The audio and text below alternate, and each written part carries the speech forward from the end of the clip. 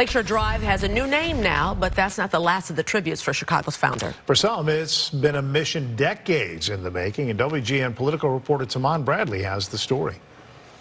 For Alderperson David Moore, it was a long journey. I was taking a tour guide and a tour along the Chicago River, and the guy never mentioned DuSABLE not one time. I said, he deserves more recognition. His dream became a reality Friday when City Council voted to rename Lakeshore Drive Jean-Baptiste Point DuSABLE Lakeshore Drive.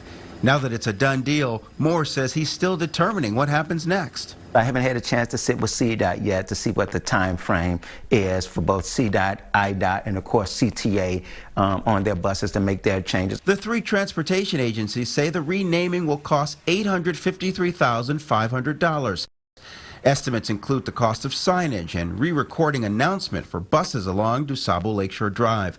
Moore says the rumor that residents of Lakeshore Drive will have to change their address is not true. Nobody needs to change their address. No residential addresses are impacted at all. DuSABLE is set to be honored in other ways. Mayor Lightfoot is moving forward with plans to direct $40 million toward developing a park in honor of the Haitian explorer. It would be a culmination of a legacy of Harold Washington. Peggy Montez, who worked for Mayor Harold Washington, said DuSABLE Park is something the late politician wanted.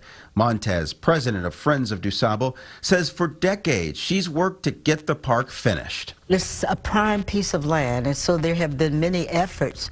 One was to turn it into a parking lot. Another was to build condominiums.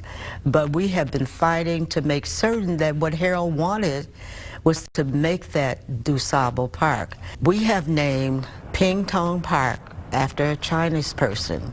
We have named Maggie Daley after a white woman. We have named Jane Addams Park after a white woman, and other parks. All these parks were named after Harold had designated DuSABLE Park.